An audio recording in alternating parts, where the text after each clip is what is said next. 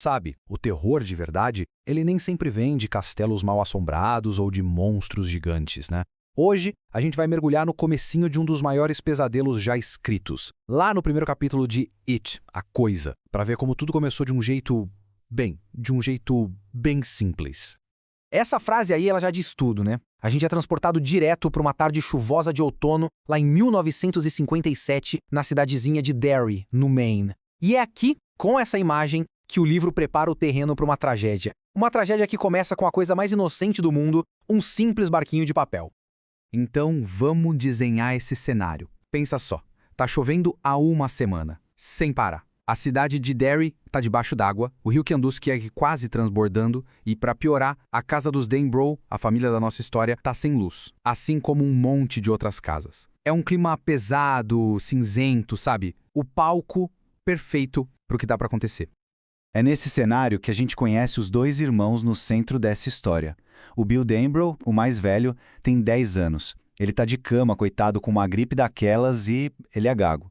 Já o irmãozinho dele, o George, de 6 anos, é o oposto. Tá pulando de energia, todo animado porque tá prestes a ganhar um presente feito pelo Bill. E enquanto a mãe deles toca um Fiorelise no piano lá na sala, o Bill tá lá no quarto, todo concentrado, dobrando uma folha de jornal para fazer o barquinho pro irmão. É um gesto de carinho, né? Um símbolo da ligação deles. E essa música clássica de fundo, nossa, chega a ser irônico pensando no que vai acontecer. Mas calma, pro barquinho ficar perfeito mesmo, ainda falta um detalhe. O Bill então pede pro George, vai lá no porão buscar parafina. É para deixar o barco à prova d'água. Parece uma tarefa boba, né? Mas para um menininho de 6 anos descer até o porão, isso é como descer para um lugar de puro terror. E olha, o medo do George não era só do escuro, não. Era um medo muito específico, sabe? Um medo que ele sentia no cheiro, na pele. Ele tinha essa certeza absoluta de que a qualquer momento, enquanto ele estivesse procurando um interruptor na parede, uma garra horrível podia simplesmente agarrar o pulso dele. Ele acha o interruptor, aperta e nada. Silêncio. A energia da casa acabou. Agora não tem jeito. Ele precisa descer no breu total. E é ali, na escuridão completa, que todos os medos dele parecem ganhar vida, se tornam muito mais reais. Lá embaixo, a imaginação dele, ela simplesmente dispara. Os cheiros ficam mais fortes. Aquele cheiro de terra molhada, de legumes velhos apodrecendo, e misturado com tudo isso, ele sente um outro cheiro. O cheiro do monstro. Uma criatura que ele chama de A Coisa, e ele tem certeza de que ela tá ali, faminta. Então ele pega a caixa de cera rapidinho e sobe as escadas correndo, com aquela certeza de que a coisa tá logo atrás, quase pegando a camisa dele. Mas aí, quando ele entra de volta no quarto do Bill, na segurança, na luz, o medo some. Puf! Desaparece, como se fosse só um sonho ruim. A presença do irmão simplesmente apaga as sombras do porão. E aí juntos, os dois terminam o projeto. O Bill derrete um pedacinho da parafina com um fósforo e eles espalham com todo o cuidado pelo papel. Aquilo que era só uma folha de jornal frágil vira um barquinho resistente, pronto para navegar. Uma criação dos dois, sabe? Fruto do trabalho em equipe e do carinho entre eles. Na hora que o George tá saindo todo animado, o Bill fala para ele gaguejando, toma-se cuidado. É um aviso estranho, né? Quase como um pai falando. Não é o tipo de coisa que um irmão de 10 anos fala. E essas foram as últimas palavras que o Bill disse pro irmão dele. Pronto, missão cumprida. Jorge sai pra rua. Imagina a cena. A rua toda cinzenta por causa da chuva e ele ali, com a capa de chuva amarela e as galochas vermelhas. Um pingo de cor no meio de tudo aquilo. E a corrida começa. Ele solta o barquinho na correnteza da sarjeta e a perseguição é pura alegria. O barco vai descendo a rua Witchan super rápido e o George correndo atrás, rindo. É a imagem perfeita da inocência, sabe? Uma criança brincando na chuva sem nenhuma preocupação. Mas essa aventura, ela tá prestes a ter um fim trágico. De repente, o George escorrega e cai. E ali, do chão, ele só consegue assistir o barquinho dele sendo engolido pela boca escura de um bueiro. Num segundo, a brincadeira acaba. A alegria vira desespero. O presente que o irmão fez com tanto carinho sumiu. Com o coração na mão, ele se ajoelha na beirada do bueiro.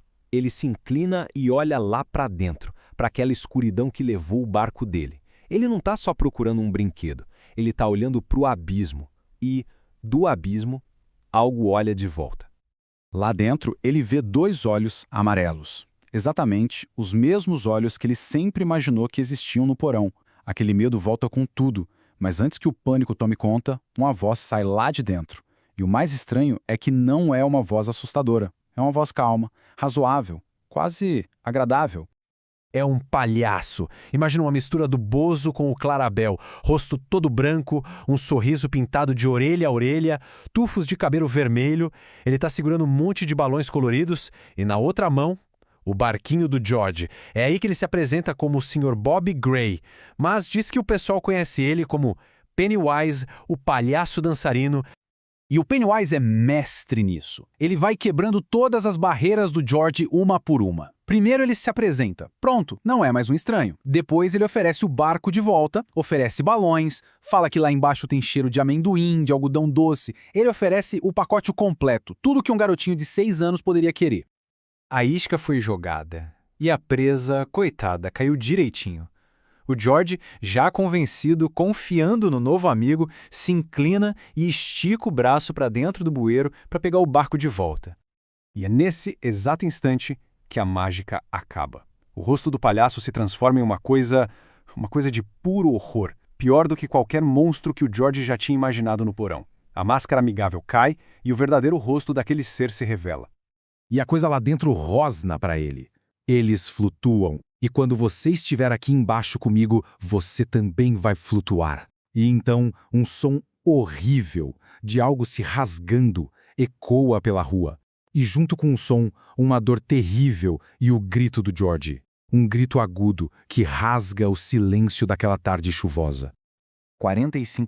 45 segundos. Foi só isso que demorou para o primeiro vizinho, um cara chamado Dave Gardner, chegar até ele. Mas já era tarde. George Denbrough já estava morto. E aqui vem a parte mais poética e terrível. Enquanto a vida do George acaba ali, de um jeito brutal, no asfalto, o barquinho de papel dele, aquele barquinho impermeabilizado com tanto cuidado pelos dois irmãos, ele continua a viagem. Segue flutuando pelos esgotos, passa dos limites da cidade e some para sempre. Fica a pergunta, né?